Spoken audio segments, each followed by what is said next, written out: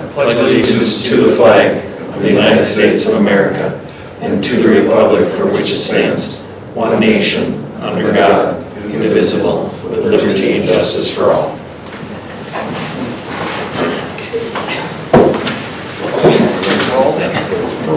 Bush. Chambers. Here. Dahl. Here. Dunn. Here. Lindsay. Here. Steppas. Here. Fasting. Here. Okay. Did anybody receive any communications from the board? I have one, which I'm going to read. I am writing this to give everyone an explanation for my resignation effective August 23rd from the Winter Point School Board.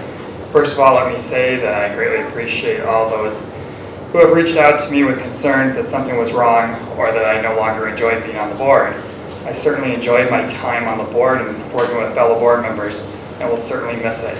I am resigning my seat to apply for a position within the district that I am hopeful and may be able to have more of an impact on the district than I am able to at the board level.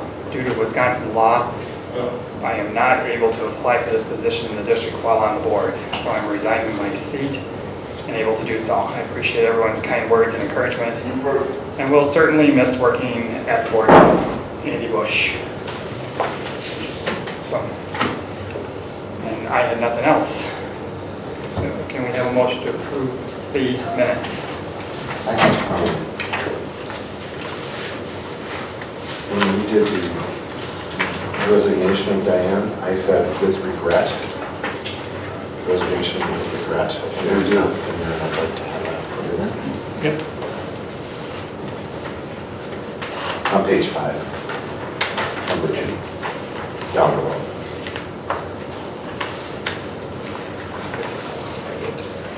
That's all I have. I'll make a motion to approve minutes with that correction. Second.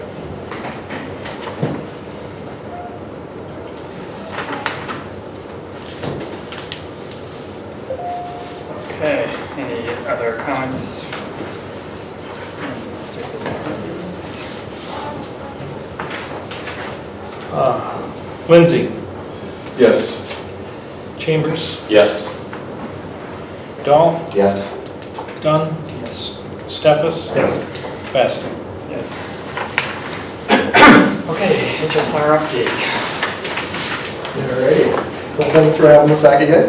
Just want to give a little snapshot of where we're at and where we're heading, more than anything. In the next page there.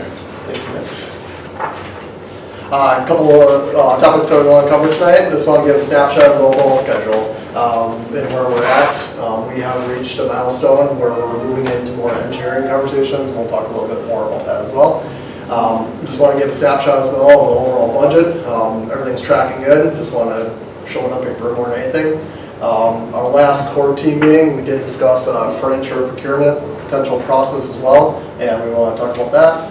And then as we're moving more into the detail phase, we're starting to have conversations of how we're going to build this and what it's going to look like, how it's going to all come together.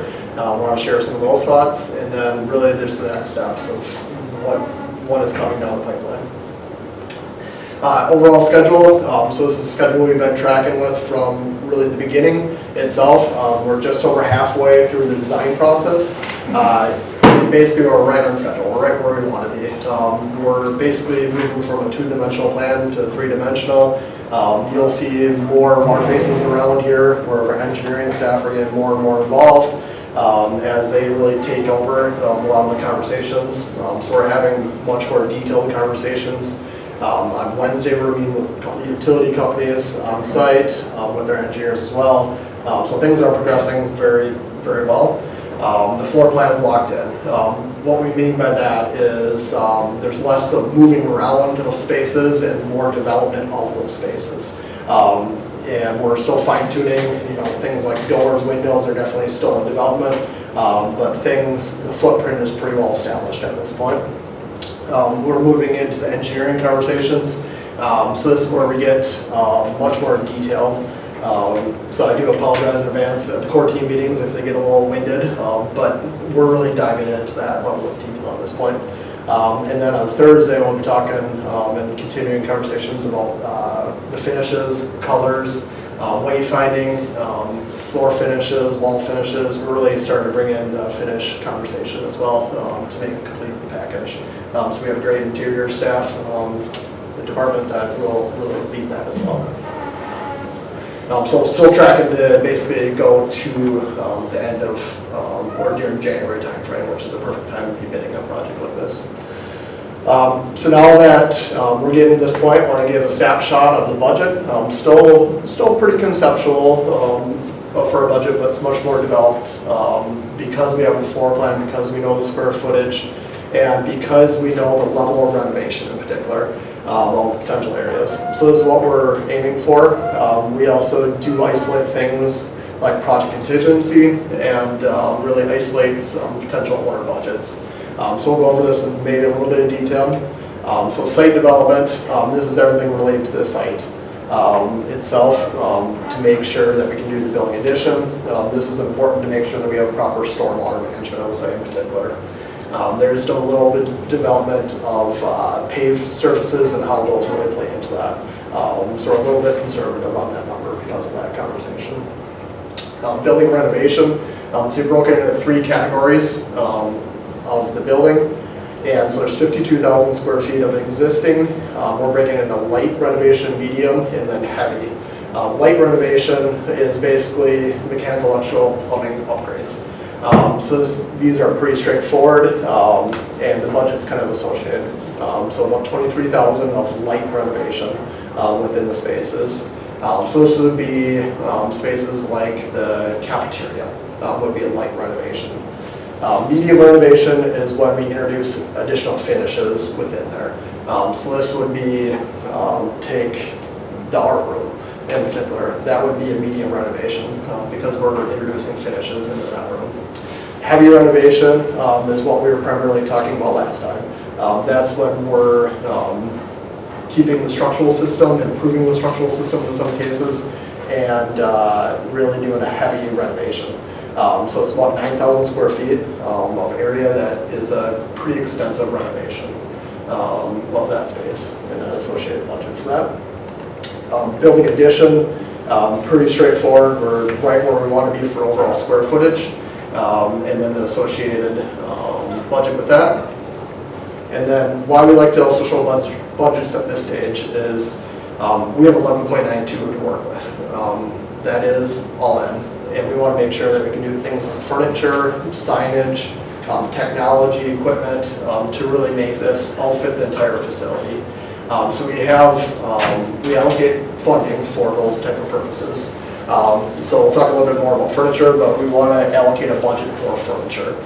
This is typically separate from on bid day. We won't see a furniture bid. So it's a separate pot of money that we set aside for that very purpose. Some of our building signage, we typically recommend that it's a separate pool of money that we pull from after bid day. Technology equipment, so this would be anything from a smart board to your phones, to your switches in your IT rooms. We want to make sure that we have those funds available as well. And then there is some specs within the facility as well. Project contingency, at this stage, 5.25%. It's right where we recommend it would be for this level of complexity of our project. As the project progresses, that is something that we look to tighten up. After bid day, we could probably tighten that up a little bit more. It's really about allocating how much risk do we foresee coming through that. And then obviously our fee associated with that as well. So yeah, any? Should do all enough for me at once here. Okay, first question is, I understand we're currently making interest on the money we have that we're saving. Is that included in the budget contingency, or would that be on top of that? That's on top of that. Bonus contingency money, okay. That's on top of that, and same with Focus on Energy. There'll be some funding available there as well. That's outside of that. Can you talk just a couple minutes about that? Yeah, absolutely. About the interest or about The Focus on Energy. Focus on Energy. So we're in the process of setting up this project with Focus on Energy. They have a great rebate program that we would highly recommend, and most of our projects do go through that type of process. What we do is we partner with them, bring them on board, and they evaluate options for increased energy efficiency as we continue through the design phase. The beauty of it is they basically give incentives to go more energy efficient. So building code and really good practice drives a lot of the conversations. Building code requires certain levels of energy efficiency, and we have to follow those. This is going above and beyond that. So things like, do we add actually half-inch of insulation to the wall system? Can be part of the conversation. There's upfront costs for that, but there's also a payback period, and they want to lessen that payback period. So typically they incentivize anything that's between 2 and 10 year of payback. The reason they don't incentivize less than 2 years is you're going to do it regardless if it's less than 2 years. They're trying to capture the 2 to 10 year type of payback of those. So it's a good potential program to go through. For a project of this size, we've seen them anywhere from about 15,000 to about 40,000 worth of bids. Okay. Those are tightening up a little bit, so it is all dependent on every budget cycle and how much money they have available as part of it as well. Yeah. So furniture. The reason we want to talk about furniture at this point, maybe the last thing in your mind, is we want to really closely align the furniture with the design of the space. We believe really strongly in furniture and how furniture can help to make a space better. We talked a lot about flexible furniture of spaces and making sure that it's dynamic and that it really fits. All too often, if it's afterthought and you don't have the conversation up front, it's not as coordinated as we would all like. So we'd actually recommend that we bring on a furniture vendor as part of the design process. And we want to bring on a vendor itself, mostly because we can guarantee or work better with within the established budget that we just showed. We have better control of quality and durability. If we send furniture out to bid, the challenge is the low price will win. Well, low price of furniture isn't always the best deal for the district long term.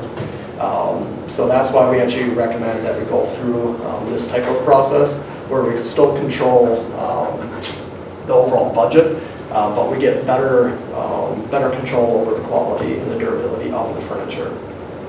We also have options to get samples and example furniture. A lot of times we'll set up test classrooms, test spaces. You can see it, you can feel it before you ever order it. If we weren't bringing somebody on, we wouldn't be able to do that type of process.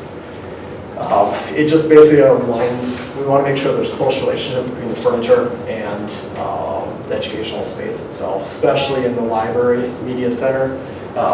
There's a close interaction between the furniture and the space. So we want to have quite a few tours, and all those tours are going through a very similar type of process that we're recommending. So this is a dumb question, but I don't understand the difference between getting a vendor and going out to bid. Because you're still saying, we've got this pot of money. Yep. Can you furnish our school within this budget? So here's a RFP that we put together for this project. We had to pass around and make it available to Mitch as well. So there's vendors that specialize in K-12 furniture. Those vendors are very in tune with what is going on. They have certain products that they can provide, and we want to capture those type of products themselves. If you send it out to bid, basically we put together a set of specifications, a set of drawings, just put the criteria together, and the low price will win. For furniture, that typically isn't the best value long term, just because it's very hard to control the quality through that type of process itself. So what we're truly doing is bringing on that partner. Basically, these vendors, because they specialize in that area, their costs for getting involved are really covered by the manufacturers themselves. So these reps are out there, and they really their costs are covered already. So it really is no additional costs. and that's why we also recommend it. So we establish the scope, we establish the quality, and then we bring them on as a partner up front, is really our goal. So we're establishing a relationship at that point. Is this common with Yes. other schools that you work with Everyone. to do this? Yep. We would highly recommend this process. We've had great success with this type of process. So Dodgeville, Barnville, currently in Sparta right now, and you get more value out of it because you can have the conversations up front with the furniture vendors on, well, if we switch it from this material to this material, we can get a better value type of conversation. We can fine tune the feet on the leg to align with the floor finish. Because the last thing we want to do is have the casters not compatible with the floor finish that we put down. Those type of conversations really help lend themselves to this type of process. I'm still trying to imagine like an alternative scenario. Yep. So would it be like your interior design team would say, we need 6 tables in this library and this many chairs, and you would go out to bid for a certain piece of furniture, like we need this many desks? We could go through that type of process. That would be the alternative? That would be the alternative. Typically, the other process that we could see, more than even that, is if you have an established relationship with the vendor, school specialties or something like that, you already purchased furniture from, you're accustomed to working with, you could basically say, I need 6 tables, what do you have to offer? This is a more formalized process off of that. Okay. So it is a little bit, and that's why we wanted to bring it to the board level, just to really discuss that relationship and how it can fit within this. And what we're really trying to select is something that we really want to work with, that has knowledge, intimate knowledge of furniture and how the furniture can really fine tune that space, bringing in the expert as well. So we definitely stay very coordinated, we stay very connected, we want the finishes to be cohesive, we want the color palette to be cohesive, so it is much more of a team approach. The other thing that helps with this process too is because a lot of schools are purchasing a lot of furniture and they all want it 2 weeks before school starts, it helps to establish the timelines as well when installations come. Furniture trends, I know they change every 10 years, Tim, or whatever. These companies that you work with, do they? The furniture? Yeah. Yeah, They're they're, the future as far as they can. yeah, they definitely do as far as the actual outfitting of the furniture. There's warranties associated with the furniture, of course. Yeah, furniture is evolving. What we are seeing more movement towards is more flexible furnishing, more furnishing on wheels, less fixed, more nesting type of capabilities where you can nest tables together, put chairs, stack them, just being more efficient with the space and how we utilize it. So those trends are evolving, but they aren't going anywhere, I would say either. Oh, I remember, Michael. Go ahead. I was gonna say on that tour of Barnabelle, you think of the old days where it's the elementary desk and you lift the lid to get all your stuff. Barnabelle, they had their flexible, it was more like there was a center drawer that actually came out. Yeah, So so all at the the end- kids had them stacked on the wall, and they would go get their own, Right. put it in the desk. So if I needed somebody to switch seats, it wouldn't be clean out your desk or let me slide your desk, or just pull out your center drawer, walk over here, another student comes and slides their center, and your seating is changed. They could be single, you could have 3s, you could put them together and have 6 or 8 kids Right. sitting around spots, so. But what's good for space isn't good for learning. Questions that you ask. You will consult with the principal of the elementary school. Absolutely. So typically, we'll have a series of meetings with this furniture vendor. We'll bring samples into the board. It's really establishing that relationship at this point. So there's 3 or 4 potential vendors that we'd recommend that we have good success with, and if you feel comfortable, we can definitely help throughout that process. We're solicit that. To Larry's point, what role will the staff have in interior design? I'm assuming it's going to be their classroom or their learning space that. So it's probably up for conversation. Typically what we'll find is we'll define a color palette, we'll define the floor finishes. We want consistency throughout the facility, or we recommend consistency throughout the facility. But we do definitely want input as well for how this is outfitted. So usually when we get a little bit further in, we'll give a presentation of here's what we're doing for colors and finishes and textures, and then get their input at that point. I don't know if this is a good time to ask about like internet, broadband type of Wi-Fi speed for the site. I know there was some question about additional cost of hardwiring from this facility down there. Have you guys looked at what the future needs are going to be for that space and what needs to be done? And I'd say it's still in development, so Okay. we're having conversations with the utility providers now Okay. to get to the bottom of a lot of those conversations. okay, Similar, we're upsizing water service, we need to make sure that what pressures are we working with type of conversation, so very similar. okay. You're coming back Wednesday, Yes, Wednesday and then to Thursday as meet well. about electric and water down at the elementary school, just to kind of get starting that whole process. But yeah, that's really what we're getting that level of conversation now. Okay. Thank you. Really what we needed to do was get a floor plan and a layout established before we could really have an informed conversation. Sure. Okay. So we did have some conversations about how to put this together itself. We even brought in some brick samples our last core team meeting. Because brick is a natural element, sometimes it's difficult, or it is very difficult to match that. And in our opinion, we could achieve a near miss, or it wasn't quite there.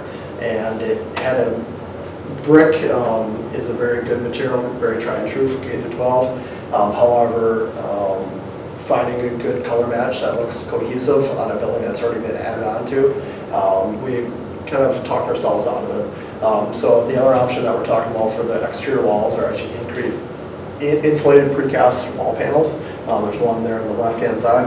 If you've seen them, they're very common also to K through 12, especially for large volumes like this. They're a very good option. Still get the same insulation value. The beauty of it is you can erect a shell very quickly throughout this. So you basically build your shell offsite and bring it to the job site. We're seeing more and more utilize these type of projects. So we are proposing the exterior shell be insulated precast panels. So what's the outside going to be like? It'll be like a stucco type of finish, and that way we're purposely complementing it, not trying to match it. So there's all sorts of options, either aggregate or more smooth texture, but there's a lot of different options for different finishes of precast finish as well. So it's architectural grade, which means it's meant to be exposed.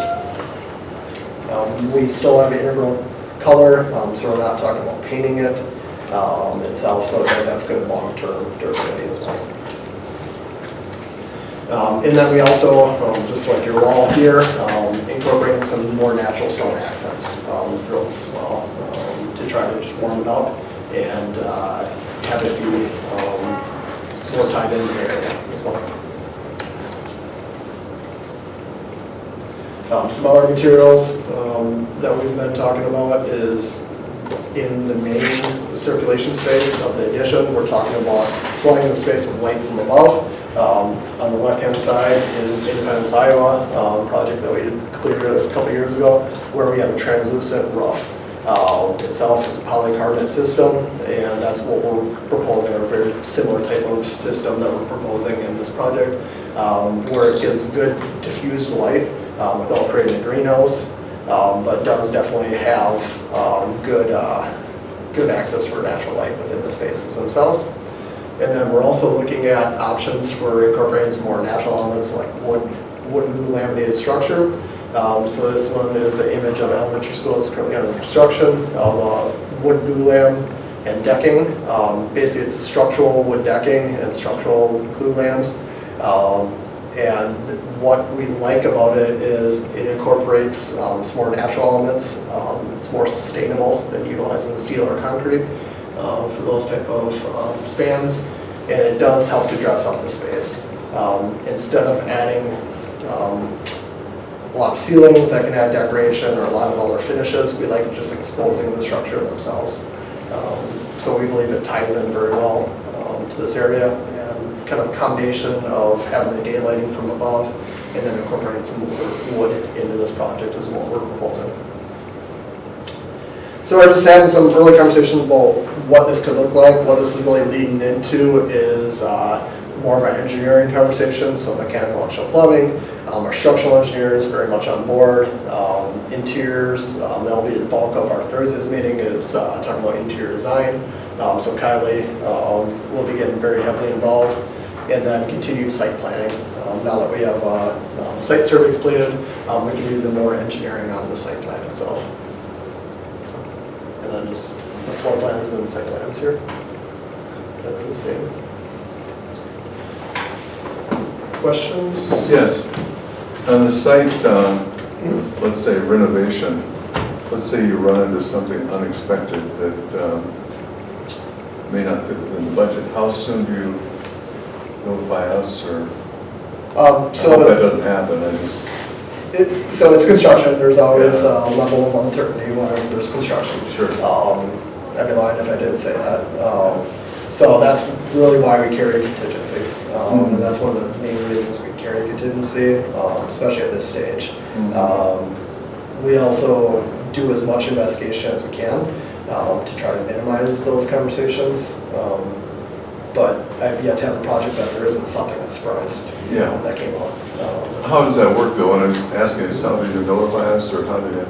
So Is typically, that something that like, we found this, we better have a board meeting, or? it could go down that process. Typically, just like we're doing now, we have a series of meetings. The contractor will have a series of meetings that we'll be involved with as well. And we'll give updates. And if something does rise to the board level, we'll definitely bring it to your attention. Yeah, just so they don't unearth an Indian burial mound or something. That happened on the highway coming, I don't know if you remember that, when they disrupted all the construction on the highway coming over here. It was Indian burial mound. Anyway, thanks. So typically, when there is a surprise, a lot of times it is financial, part of that too, and that's typically when the board will get involved. I see. Okay, thanks. So since school is back in session now, Tim, one of these mornings, you're going to be giving a report anyhow. It might not be a bad idea just to go down there to witness the traffic flow. Maybe, have you yet? I have, yep. Okay, all right.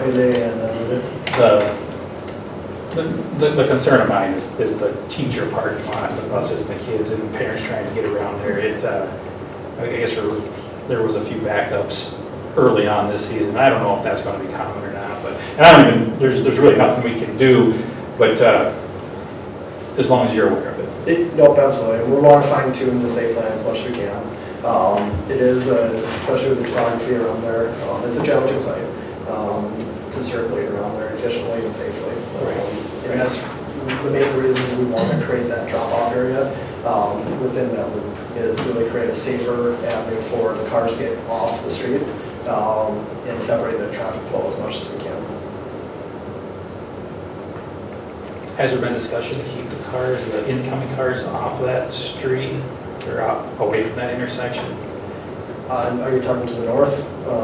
Go back down, Mitch, to the map. I think it's Cawthorn in front.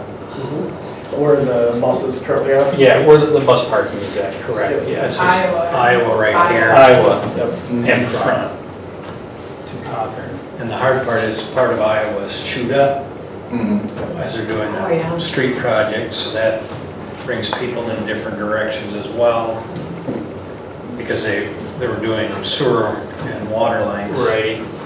When the streets get covered in snow and the big snowbanks, it's all worse too, though, just for seeing kids and the buses going around. And But- the snow's out in the street, another 3, 4, 5 feet. Well, The problem that I see is when the buses are lined up and somebody wants to get into that parking lot, they don't move it, and they can't because kids are crossing that entrance. So then the next car thinks, well, they can't go because they don't know what's going on, and then you get so many cars in the morning, and you can see where the problem comes. And what we're really trying to do is have that northern parking lot be staffed.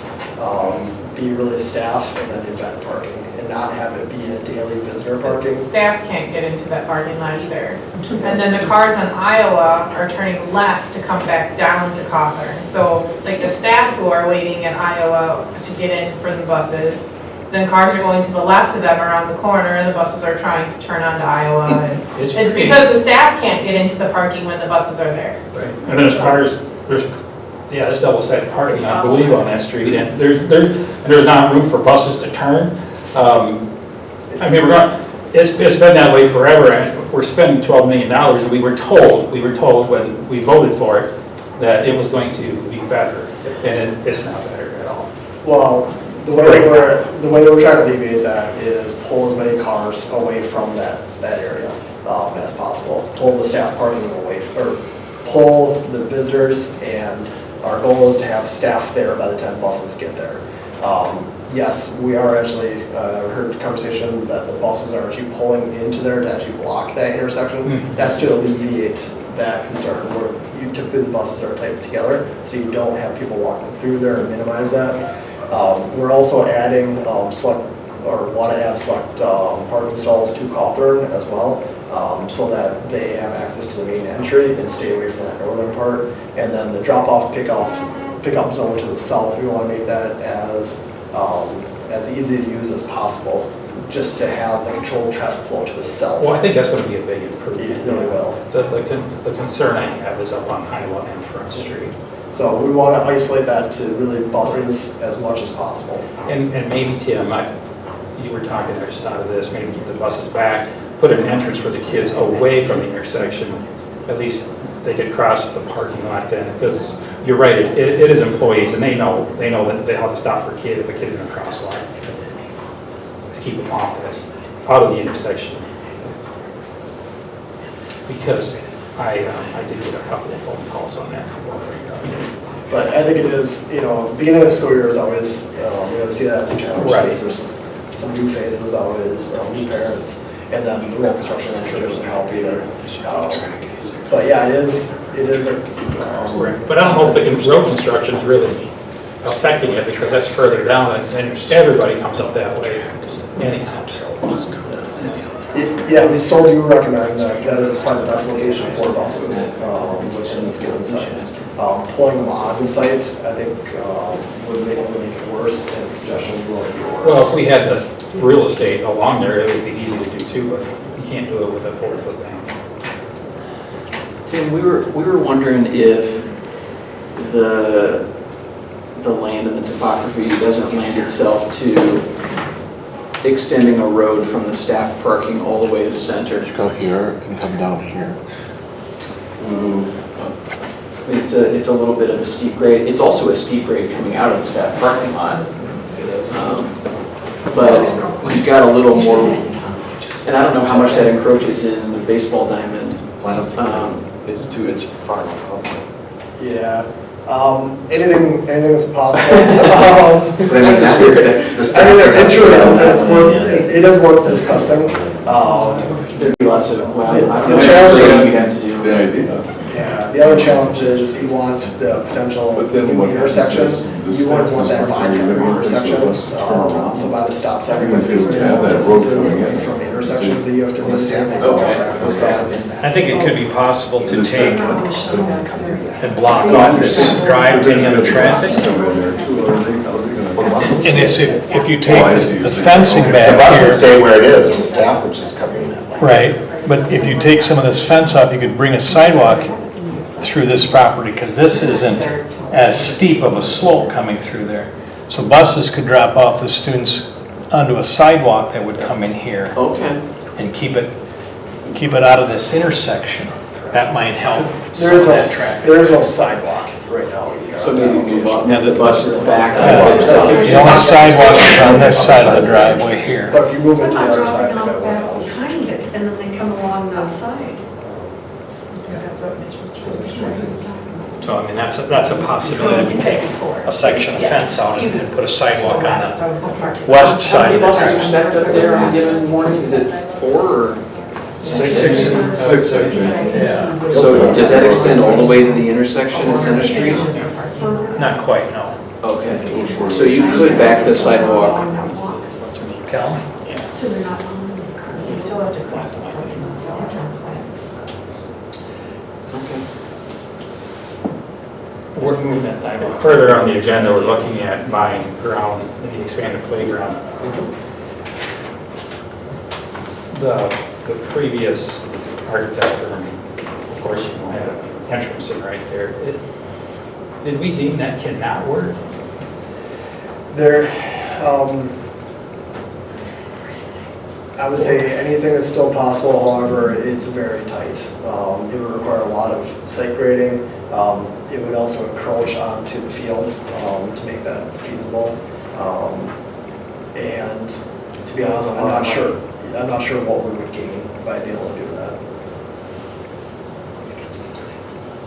We're gonna run out of real estate already. Well, we gave up on the idea before we knew about the real estate How about- for sale. What about this idea? So you're talking about along the top of that expanded playground area, kind of along the track to Center Street? That's a tight fit, is that what you're saying?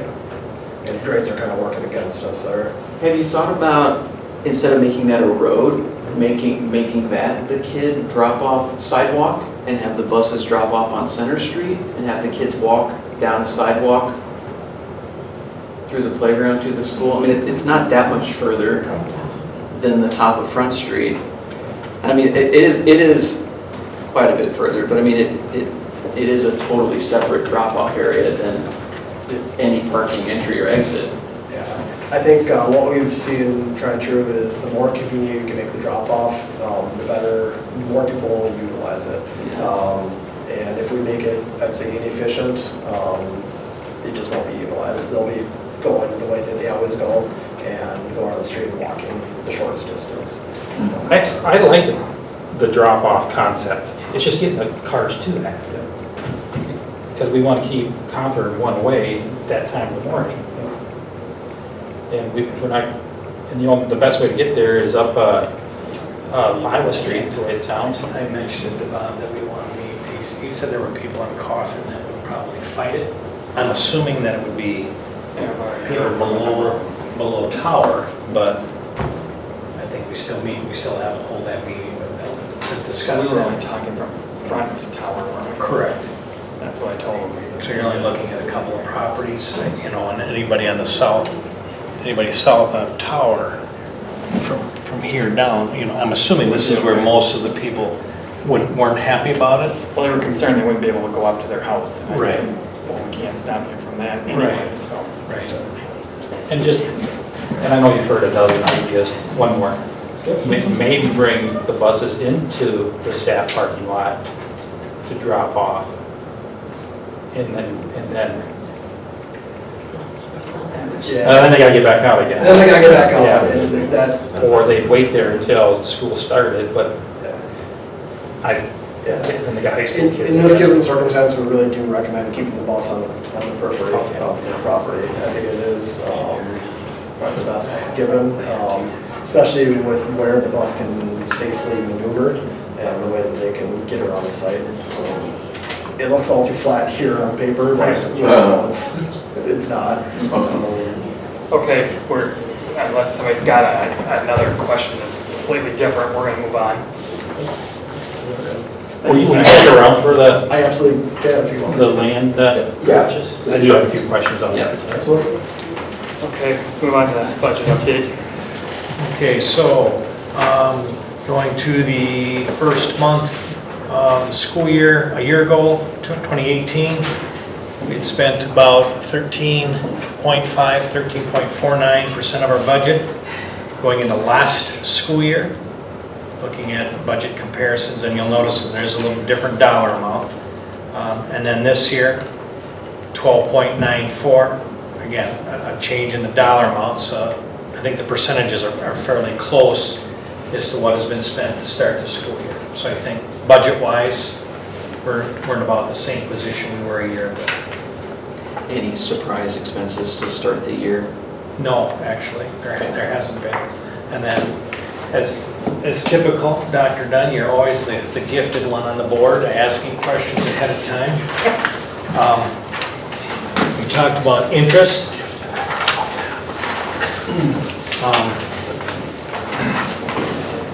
If you remember, we borrowed money right out of the gate. What was called a bank authorized note, a band note. We borrowed $10 million. So we got that money, we put it in local banks, invested it $5 million in 2 different local banks.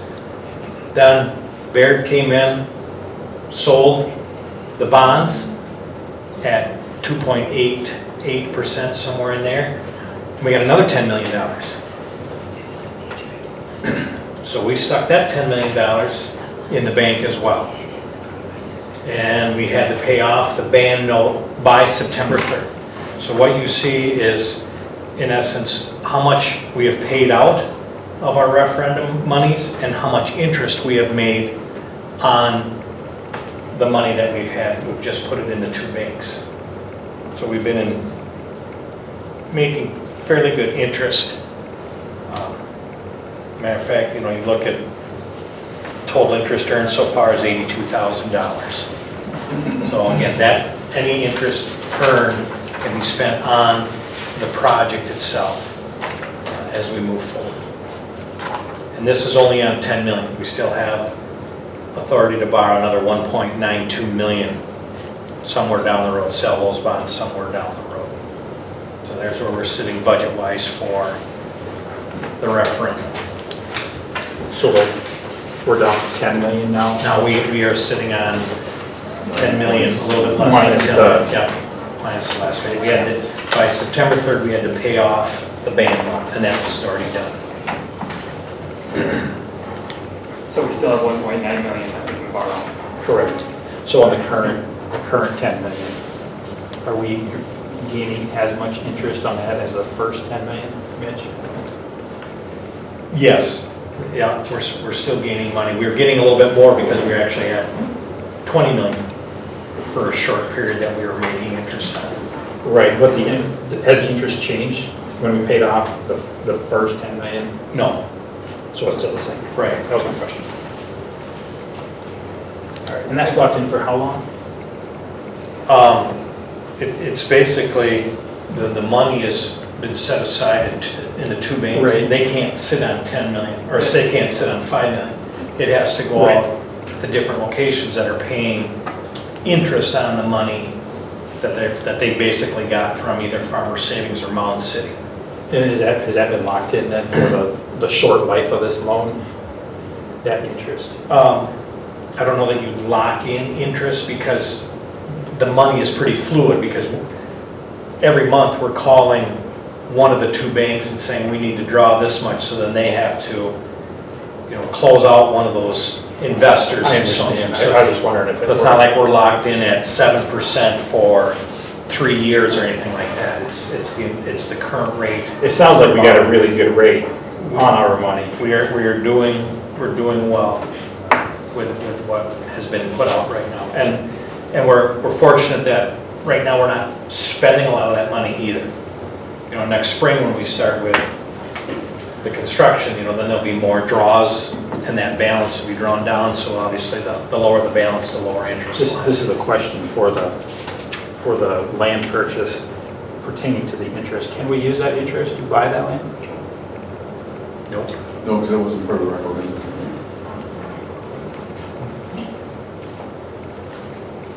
But is the interest tied to the referendum? I know it's tied to the referendum dollars. It is. But I think if we bought the land separately, but we wanted to do something on the land, like If you're gonna make improvements, level it or pave it or put a For- playground there. playground, part of construction, then you might have the ability to do that, but not to purchase the land. Okay, let's move on to board vacancy update.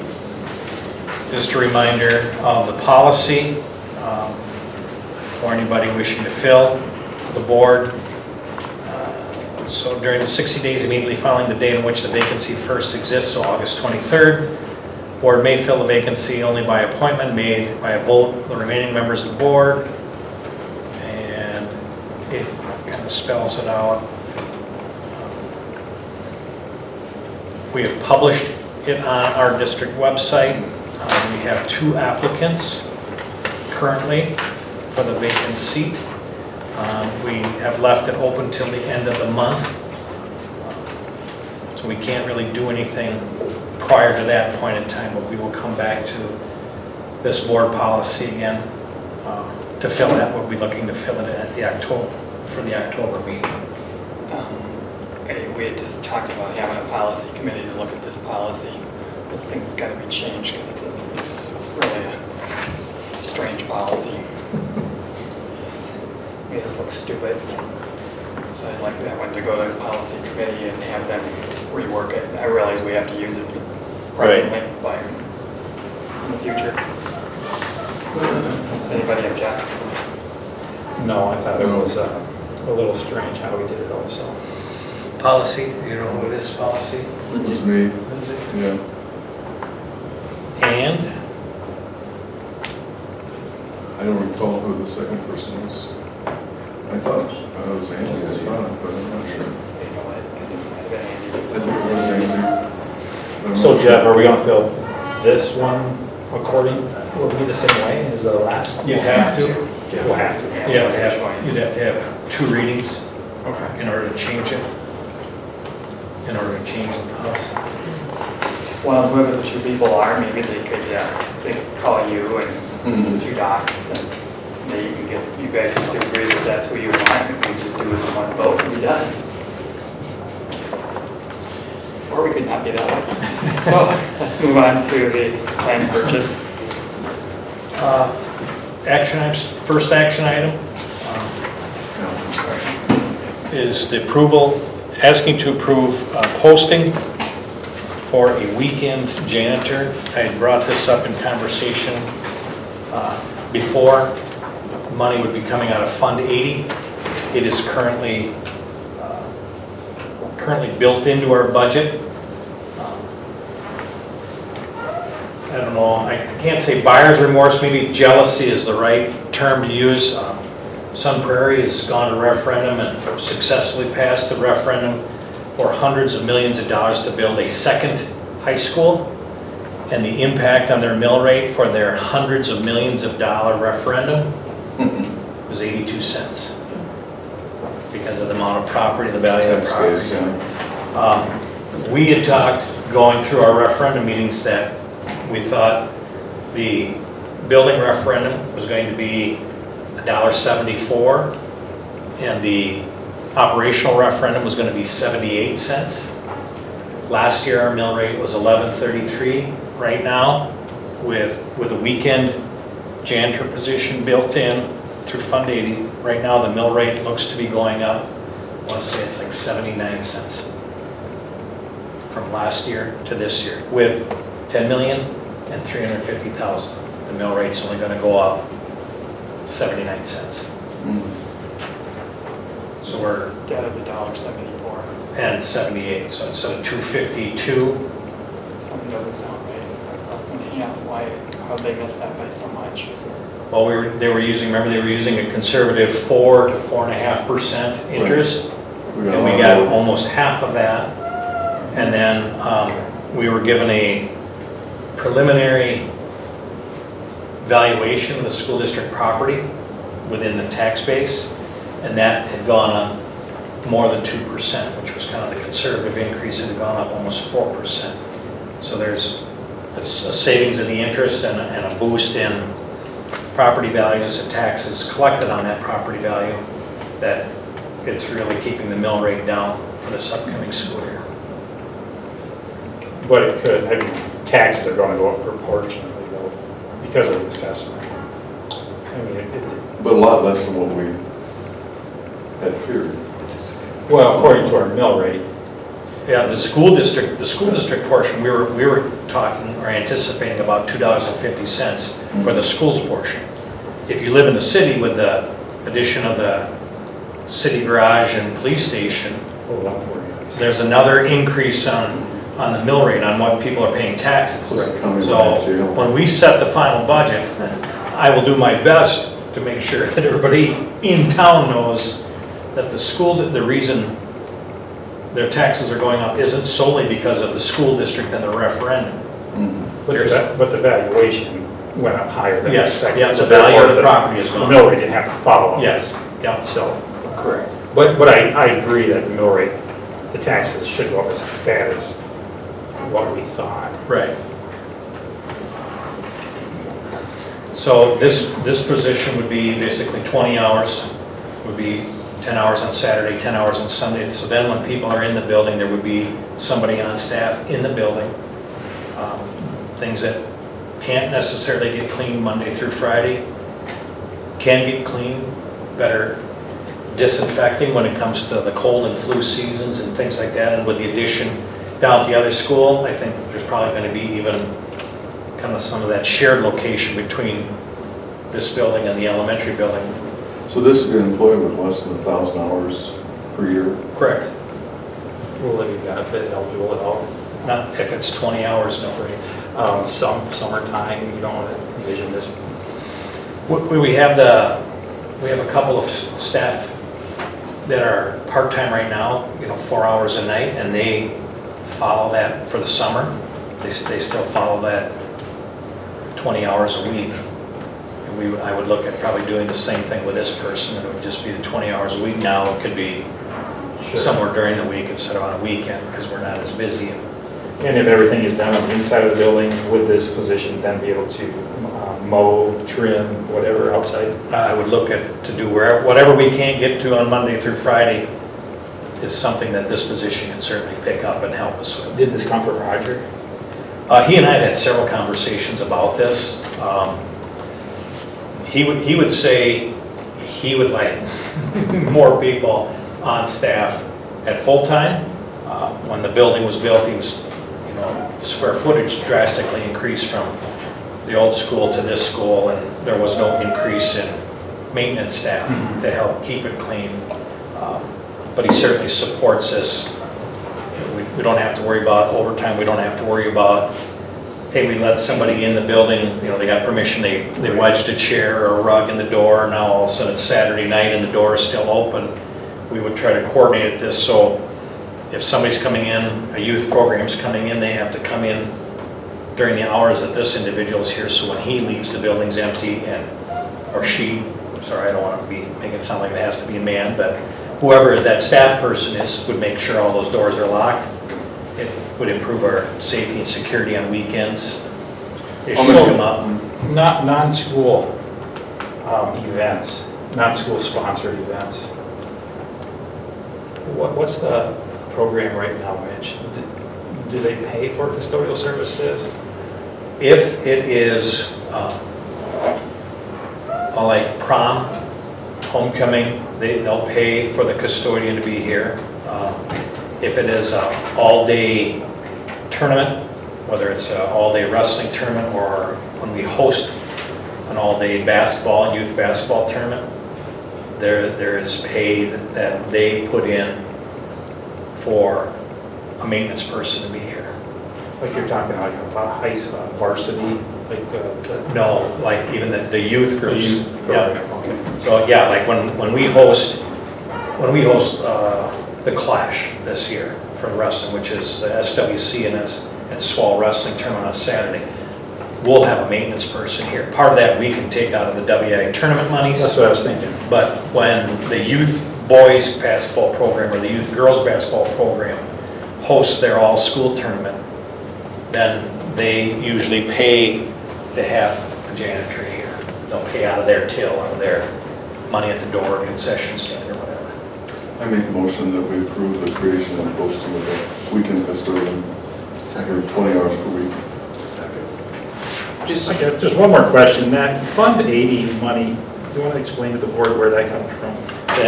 That money is taxed to the taxpayers above and beyond the operating revenue. So in essence, it is a tax that you're putting on the community members. That the total dollar amount for the Community fund, right? community fund, yes. So it has to be on things that directly benefit or impact community events in the district. So we have what's called the FAST program. Right. So part of the money for the FAST program runs through Fund 80 because that is strictly supporting the community. So this position I would look at, and talking with Johnson Block, our auditors, setting up something like this because of how much the building is used during the weekend by community groups. It's not the high school girls team is coming in for 2 hours of practice on Saturday. That's not it, because that's a school event, but our youth programs, our youth tournaments, things like that, our community events, this is something that is allowable through the state. And this will take away monies from other programs we're already using Fund 80 for? No, We have funds available? we have funds available. There's a motion and a second. Yeah. I'm sorry, I got a couple more questions. Along Larry's line, so if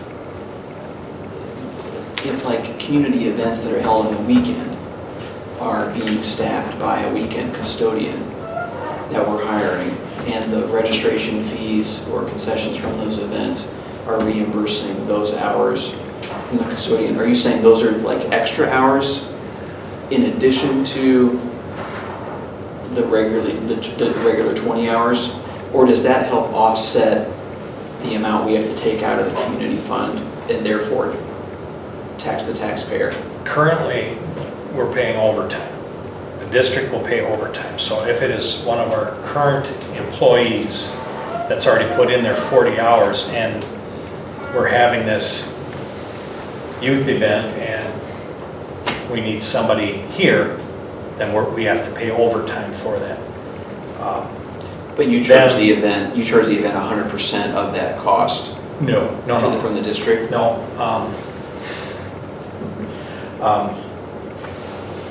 Sometimes those groups will say, we'll pay somebody to be on staff, and sometimes that person may come at 6 o'clock in the morning, make sure everything's up and running, lights are on, everything's ready to go, and then they'll come back at 6 at night and lock up. But then we're still having to clean the restrooms, the cafeterias, the gymnasium, whatever, because toilet paper, paper towel, all those things. And that's our gift to the community, through Right. the community fund, is to Right. fund those hours as a district. Yes. I got you. Okay. My last question is just a matter of timing. The school year's already started. I don't know why this position wasn't hired this summer in preparation for the school year, or did we lose a position? Did we lose a worker, or? No, we did not.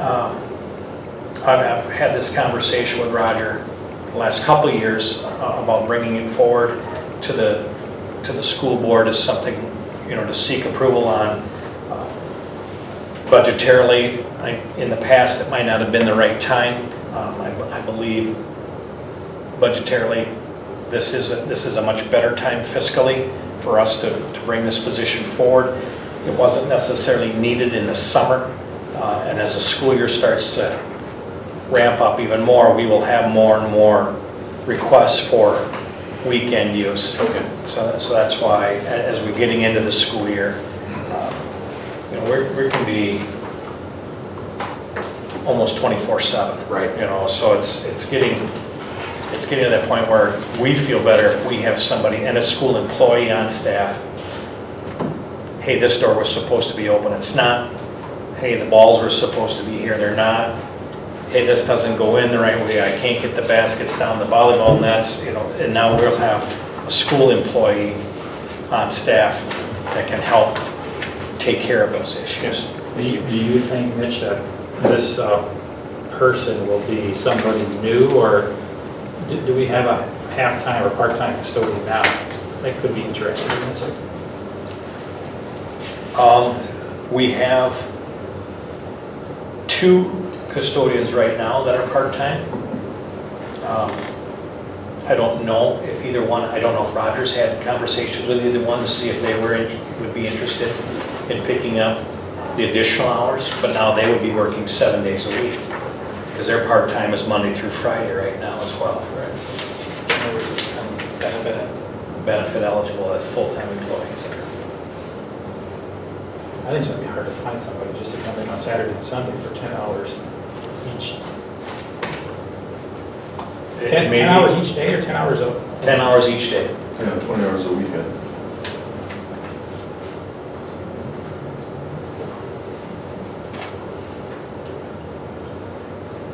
So it could turn into a benefit eligible position if one of our part-time wanted to go Oh, yeah. full-time. It could. Yeah. But I thought we specified this to be to work no more than 20 hours, so they can't be working 20 and then take another, I don't see how Based they. on your motion of Right, I don't see how they can. to do limit it full-time. to 20 hours per Limit week. limit it to no more than 20 hours. They wouldn't be funded. I mean, they could give up their 20 hours during the week and work 20 hours during the Could. weekend if they rather. It's only 40 hours in transition. It sounds like you're recommending a separate part-time, non-benefited position from a Yes. budget standpoint. Yes. You're not, you don't want approval to authorize a, like Larry said, A full-time. A full-time. Yeah, it says no more than 20 hours. Okay, we have a motion and a second. Let's take a roll, please. All right, Lindsay, Yes. Dahl, Yes. Steffes, No. Dunn, Yes. Chambers, Yes. Basting. No.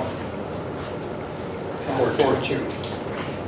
We'll move on to purchase the land. Okay.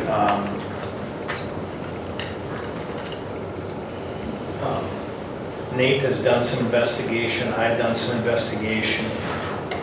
Nate's actually there today. You want to tell him what you found out today? Yeah, so Chase called me, is he here? No. No. So Chase called me, he was gonna uncover the mine shaft. I've been in contact with him and said, hey, one way or another, we need to get this uncovered, so it's, figure this out, keep the ball going. So he called me today, he had it uncovered, I went up there, I saw it. I was excited about it because it was just cool, but that really has nothing to do with it. It was like 30 or 35 foot deep. Basically from one of the neighbors, she said that she remembers the person that built their house telling her that when she was younger, they would go down in that mine shaft and come out on 5th Street. But it went in different areas, it went in different directions. She also said she remembers, was it Bob? Yeah. Chase's uncle filling the mine shaft in, and it would just wash back out. But again, don't know what he was filling it with. He was filling it with dirt. They would probably wash out the mine shafts and go other directions. So basically, that was what we found out. Also, one of the neighbors, and from if I heard her correctly, she stated that if the school does purchase 2 lots, that her and her husband would. Didn't say maybe, from what I understood and heard, that they would buy the 3rd lot to keep Prairie, basically. So I thought that was interesting and good, could be good news. I had forgotten about them looking at that land for potential new high school site. And there were some test borings done back then. I know, I remember my neighbor now saying that, you know, they told me the land's not buildable, but, you know. And that was, she said, I forget they took how many core samples, but she said they found 5 or 7 mine shafts back in that area somewhere, which, you know, it was kind of ironic because you had mentioned that before. Mm. Well, he had that cap off and there was a septic, Oh, basically a pipe coming into the mine shaft. right, that's where my sewage went. Yeah, so it was pretty, it was pretty cool that way too. Yeah. Which maybe I don't want to go down Yeah. there. So, yeah, maybe. Better go in the hazmat suit or something. Yeah. Anyway, yeah. So that was the information I found out. Through the library, I mean, they have a map that indicates that there's a mine shaft there. And then a hand-drawn map that basically showed the tunnel heading north was the only thing down at the library. That was what I was told. No. So it doesn't show the one over where the old house where I used to live next to the high school is. It was, I had to look at the map. Charlie Kiefer was in the one with the nice wide porch, it has the minister there now. And then I was in the one next to it, Okay. that had the wine shop. Because they did show one, I don't have it up here anymore, they did have one that was kind of down Front Street, kind of where Paul and Elaine Schwartz, and then that next house, supposedly there was a mine shaft there at one point in time, somewhere in that property. So they just had, one of the maps, it just had locations or markers where maps were at one point in time, but no indication of tunnels, so. Yeah, mine shaft, they did. How big around? The whole, I had a couple of pictures, but I was actually going, 10 feet. Across, it'd probably be 6 foot across, I would say. But 30 to 35 foot deep, I would say right How now. far away from the western border of the lot is it? From the western border? 10 Well, feet? from Well, see, there's two big. Mitch's wall side. trees. Yeah, is it, well, I'm trying to think from like Kane Kyler's backyard. Because you have an access road there. It's probably, so yeah, where's that lot line, Mitch? You said the access road is in, Well, right there is where it is. with the basically walnut trees. this is pretty close to the access road. So it's right on, So- it's right under that. The Walnut tree, the the far cap shore. the cap is right underneath this tree. The neighbor that said they used to climb down in there, how deep Well, was she it? didn't say, it wasn't her, it was Oh, the people that built the house when, Okay. because that house is gotta be pretty old. Oh, yeah. So she said when she was a young girl, so, Yeah, that house. Yeah. My house was built in the 50s, and I'm sure that one was built a lot earlier than that. yeah, one of the original, yeah, so, again, that's been a long time ago. And you said there were soil borings done, but She said Dr. Gruber did, when Dr. Gruber was, well, when they built this school. But, Right. I can talk to Roger. He would probably, I mean, how long do they keep those? And where do they keep them? well, there would be, if a report was given here, I would imagine Roger would have it somewhere I back. asked Roger earlier today, Oh. he said he couldn't find it Okay. at this point. Because I was on board when Dr. Gruber was here, and I don't ever remember us talking about putting a school in that area, ever. But that might have happened right after I got on. There were a couple of different properties that they were looking at the time. Besides this property here. Would it be in the minutes? From that time? I mean. It might be. If they spend 25,000 doing the borings, it's gotta be someplace that's worth it. So Nate, in regards to that mine shaft, you're saying it runs basically, well, Fifth Street covers a long area, so it could Yeah. go right through the Oak Savannah, it could go straight south, it could go. Fifth Street is down here. yeah. So, My neighbor Bob at the time, Chase's uncle, told me that it basically went north. He had said it goes under the football field Yeah. and underneath the middle school, yeah, is what he had told me. that's what I was. So there's a lot of conflicting. So then it also heads the other direction though, right? According to Candy. Okay. Because I know the branch is, about where that big tree is there, it goes over to the house I lived in, across the street, it was quite deep. So I'm assuming these shafts that are connected are big enough tunnels that people can walk through, or that you can run like a mine cart on a track? Some through? big enough they drove cars and trucks in them. That big? Oh, Yeah. So, I mean, should we get an opinion? I mean, assuming that there's a tunnel, a certain size, 35 feet deep under this lot, I mean, what risk does that pose to the land of it, settling or collapsing or whatever? Like you said. And then wasn't there a site survey just Yes. completed? Yeah, R.A. Smith had just done a site survey, but that was the topography. They weren't Doing doing yeah. any kind of radar imagery or anything through depth. It was more, what's the slope of the land and Tim, have you guys taken a hard look at this space? Yeah. Using the information you have I mean, do you have any suggestions in terms of whether this would be Yeah, it's actually usable land for you and what your plan would be for it and? Yeah, I don't see that just because it's a pretty tight slope on there. You know, it's sloped pretty good. It slopes against to the other playground space.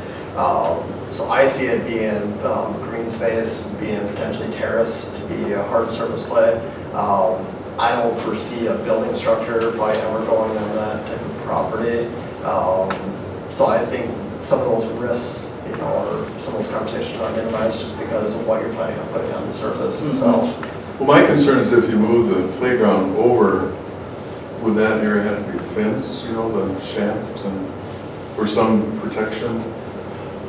I mean, Chase and I were talking too, that was where we don't know what his uncle filled the material, or filled Yeah, it with. If we were gonna fill it with, you know, big rock, even rock, riprap, something sufficient that's not gonna just wash away in the rain. Right, yeah. Would be different too. Or just say, Chase, start excavating and see what you find and fill it all in, I don't know. Well, I think it'd be great if we had the land to put the existing playground to the left and then create that nice circle drop-off pickup thing in that area similar to what we saw in the Dodgeville School District. In, you know, your playground itself, the structure, we recommend you keep in the same location. That's a green play structure, so it's really the green surface and then any hardscape. So basketball holes and those kind of areas that we probably recommend. But long term, if you do want to add additional playground equipment, it would give you that option as well. I see. Well, to me, I think we have inadequate parking and bus and drive and pick up here at this existing spot, that if we could gain any additional space that would be truly usable, it'd be worthwhile. I asked Roger, and I'd sent this email out, I'd asked Roger to measure the square footage of the current hard surface playground area. And it is less than this lot number 3 in square footage. But to go back to Tim's point, it's, you know, it's a pretty good slope. It's fairly level up closer to the western end, but down in this area, it's pretty well sloped.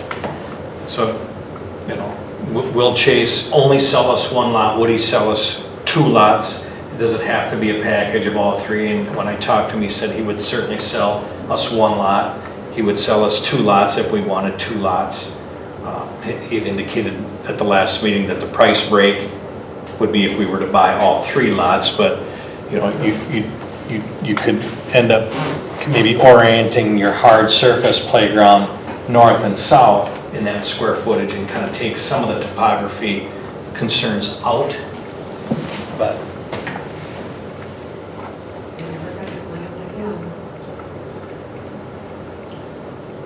Tim, I know that the initial discussions of the drop-off pickup space was intended to maybe be off limits for play space.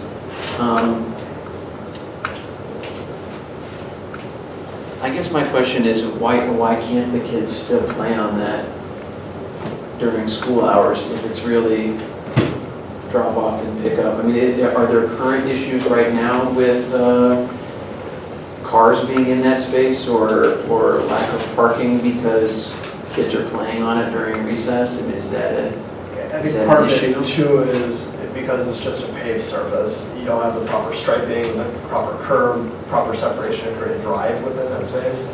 So that's part of the challenge too, is it's becoming more multi-purpose and it's not as dedicated as what we're showing.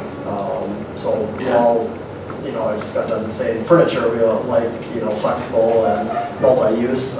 For safety and security reasons, we do recommend, if you have the space, to have separate hard surface play areas and then drop-off areas.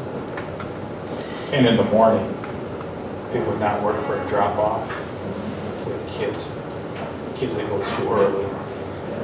That lot is full down there at 7:45 in the morning. right? Okay, I just want to talk through that. Right. I mean, in the afternoon, I think it could work. I know it's not perfect. Nothing about this is perfect. It's worked for the last 20 points. years. it's gonna serve better if you've got actual parking lines and everything, and then if, so that you don't have a basketball court painted on top of it, or soccer diamond, or. We have painted lines now. You know, I go to pick up. Around the perimeter, And they also have the news center too. Yeah, I go and pick up kids at the early pickup on Wednesday at 2, and I'll tell you, you know, it's Wednesday at 2, but boy, there are people there at 12:30, of course, sometimes it's me too. Because I'm there early, I read a book, you know, and I'm surprised at the number of people that come, and then also there's those that come late that have a hard time finding any place to be to get their kid, and then you have that congestion where they're trying to release kids and people driving around in that semicircle, which is really tight. Fortunately, everybody's pretty kind and easy about it, but Yeah. it's still not very. I will say people are very kind down Yeah, they there, are. but it's always the grandparent from out of town that doesn't know the traffic pattern or the route or what to do that creates the situation. right, it'd be nice to make something very user-friendly and obvious. Yeah, I totally agree. It is definitely not user-friendly. Tim, it sounds like you're talking very conceptually, or, you know, you really haven't taken a deep dive into that space just yet. I mean, would you guys be able to We definitely, present a conceptual design for us to say, you know, this is how we see it being used, given the topographical challenges, knowing there's a mine shaft here? I guess we were waiting to see if that is a true possibility to really take it to that level. The other part of it is, I think it's more about future conversations of future site planning as well, just so you aren't maxing out your site. We are building over a good portion of the usable site that's there, so we're taking up some of the hard surface area, we're taking up some of the green surface area just by this, and it would sure be nice to be able to offset that somewhere else. And I think this conversation really lends itself for more of that future planning, more than even the current planning. I totally agree that I'm bothered by how much the design is taking away play space from the kids. And I guess what I know we're trying to decide chicken or egg here, but I mean, I think from my perspective, as far as making a decision on this purchase, I mean, I'd like to see a really well thought out design plan for it that we feel like is workable given the space. You know, before we say, well, let's do it with this master plan, you know, with this future plan in mind. I think the other part of it too is if we are talking about leveling it all and terracing, there could be some potentially funds that would take, and I would argue that that should be probably either outside of the referendum funding. I just don't think the referendum funding could probably support significant grading of that site. Yeah. So that's my only other hesitation is if we come forward with the plan of that area. It could definitely be a future conversation, but I hate to sacrifice what went forward at the referendum. Yeah. So that's the balance. But I'll make the point that if we don't purchase a lot, we may not have the ability to ever use them. I mean, having them, I think, is a worthwhile situation. But I see what Tim's saying. He says our referendum didn't really fund this, you know, terracing, excavating, creation. But having them would allow for a future time to make this site more amenable for a better pickup, drop-off, parking, play, whole thing, which really wasn't addressed in the original referendum. Yeah, I don't disagree. I just want to, you know, the land's been looked at before apparently, and it's been deemed non-buildable. You know, I don't want to buy a piece of land that after the fact, you look at it and you're like, you know what, I don't think we can do anything with this except plant grass on it, you know? And so, I mean, I'd like to see a doable plan with a budget, you know, maybe for the future, say, okay, this is gonna be another $1 million, but this is totally doable given everything we know about it, and it's gonna take this much space, you know, if you only buy this lot, this is what we could do. If you buy both lots, this is what we could do. You know, we recommend buying both lots for this plan because I'd like to see all of that.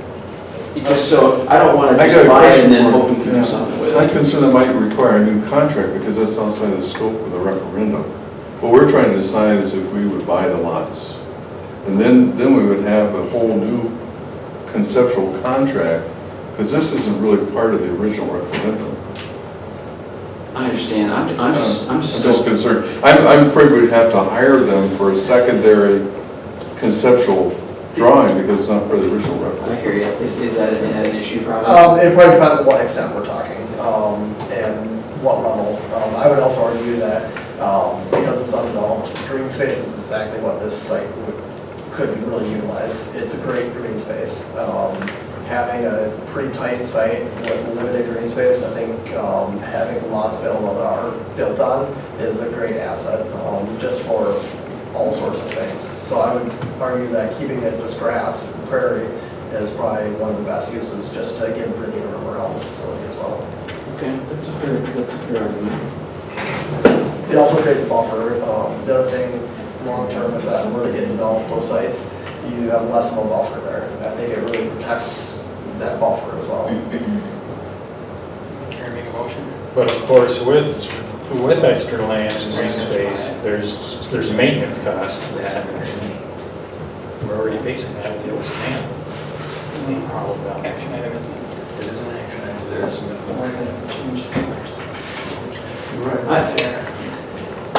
I mean, I'd like to move that we table this again. I'd like to,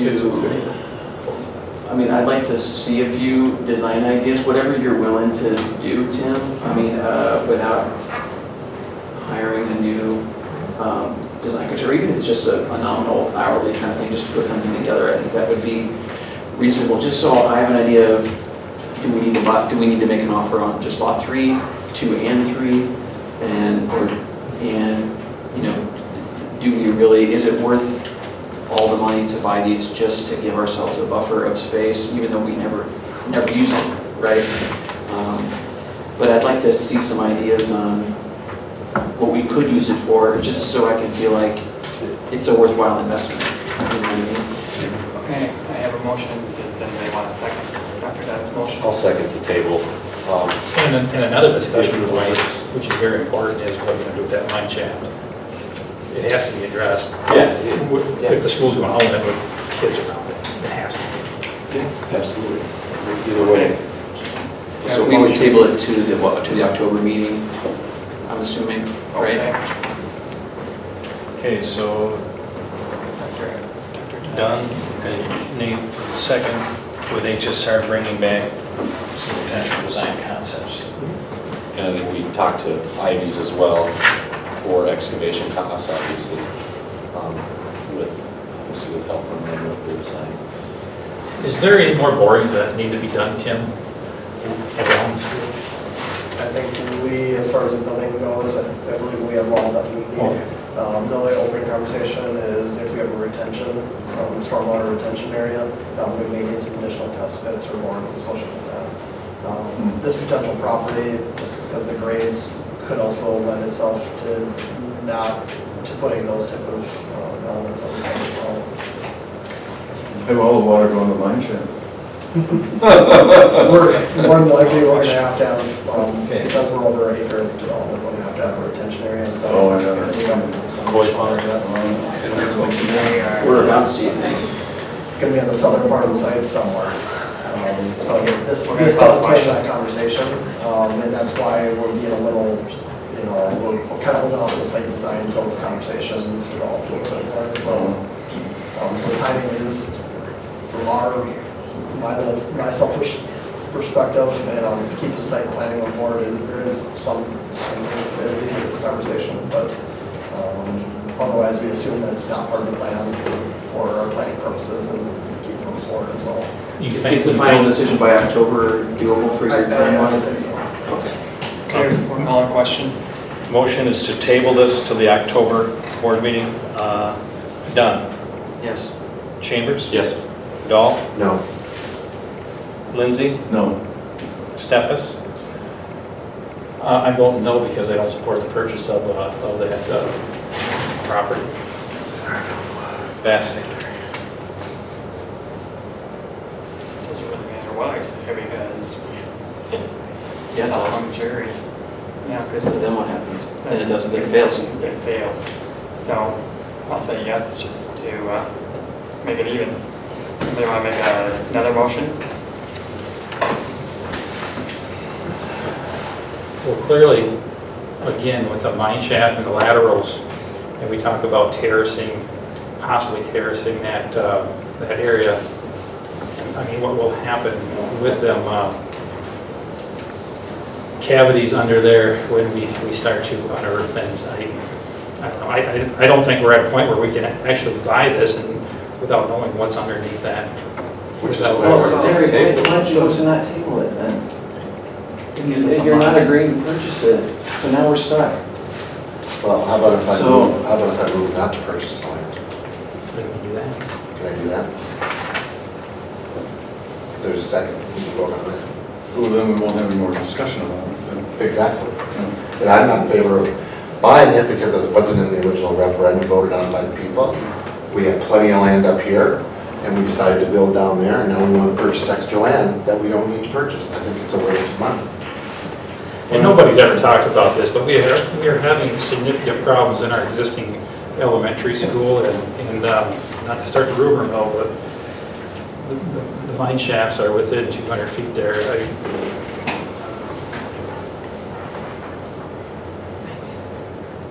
Yeah, Can Tony make a motion? why would we want to add more, Charles? He certainly can.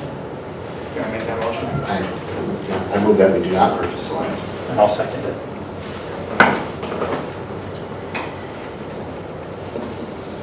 Okay. Any other comments?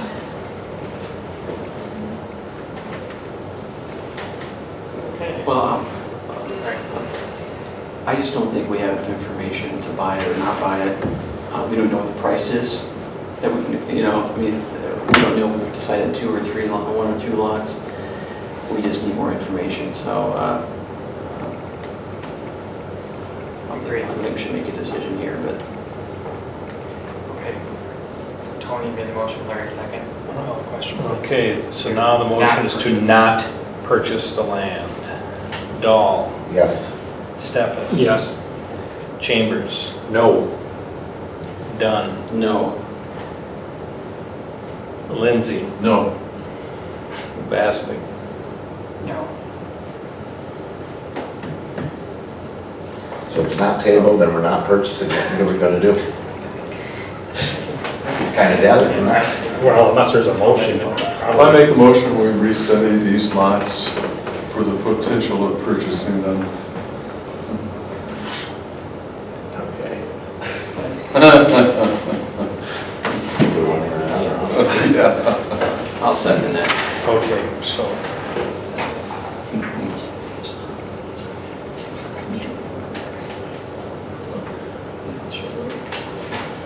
I think they're just as much dangerous right now as if we don't do anything with those mine shafts. Right, they are. It's, Yeah. It's got like, continue to study, this is what is in the motion. you know, one way or another, it needs to be Yeah, filled in. and actually, Right now. Not our land. But it's still our kids. yeah, Well, if it's under the football field, it's withstood a lot I of. mean, are there still Ruckus. your kids down there in school?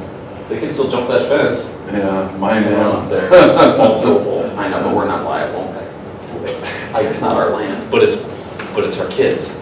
I get it's not our land, but it's still our kids. I know we're not liable, but it's still our kids. I know, but it's not our responsibility to cap it. I'm not saying, Someone else's I'm not land. saying, that's not what I'm saying. Okay. I'm saying to get to the bottom of whether we purchase it or not, at least we're bringing light to this. This is the Totally, that's what I'm I'm saying. sorry. Yeah. That's what I'm saying. Okay. I get it's not our It'd be nice responsibility. to know what the deal is and how to use it. That's what I'm saying. We're gonna call the question. I have a question. One more question, Jeff. The borings that were done presumably, I mean, do you have any idea where the results could be?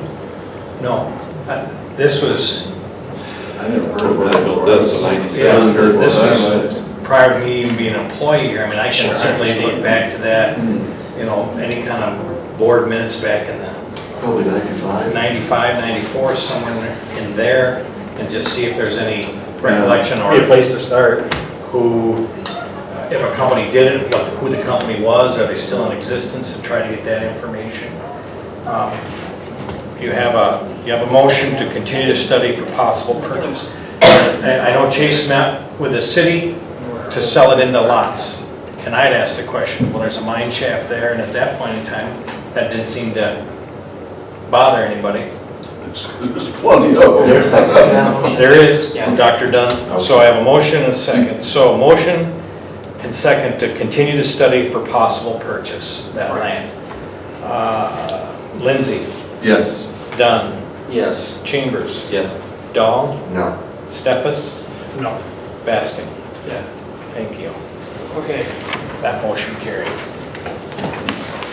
move on to employee services. Right? Yes. We recommend hiring an instructional assistant, Meg Cullen. Angie, would you happen to Sure, so. give us a little update on Meg? We have a high school student who needs a one-to-one assistant. This is filling the position of a resignation. She is a licensed teacher, is a band music instructor, and has spent 5 years working as a special education assistant as well. So she has a solid history in education and has started the school year as a substitute. So she's done great for the first 10 days of school. I move that we hire Meg Cullen as a 1.0 full-time equivalent for the A position at the high school. Second. Any other comments? This was the result of a resignation? Yes. Budget? It was already filled in. Obviously, it was budgeted for because this person, and it was basically a transition at exactly the same price as the resignation that was leaving, so it's budget equal. Oh, thank you. Yep. All right. Okay, let's call a question, please. Dahl, Yes. Dunn, Yes. Chambers, Yes. Lindsay, Yes. Steffes, Yes. Basting. Credit card and approval of the bills payable. Can we have a motion for both? I'll make a motion, we approve the credit card expenditures. Second. Comments and questions? And the bills also. Payment of bills also.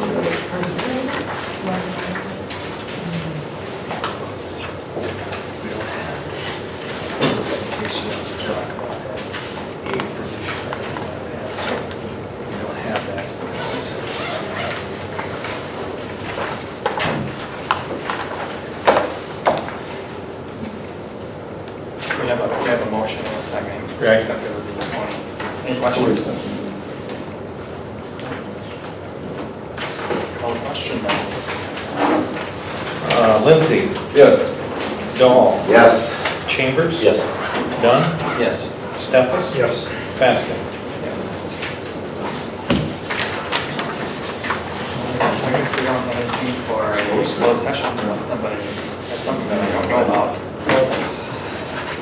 Okay. Board retreat next Monday, 5:30 at the Walker House. And then the next board meeting, and there'll be 2 in October. It'll be a regular board meeting, October 14th, and then we'll certify the levy like the last Monday, 28th, I believe, of October. That's a good day.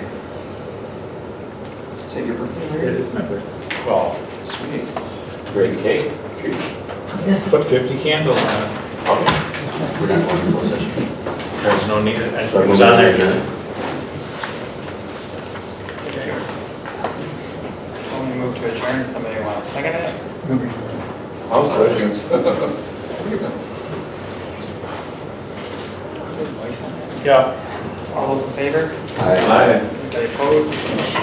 You're done. You want some more time? Yeah. So, Everett, I need signatures. Oh, okay, yeah. Yeah.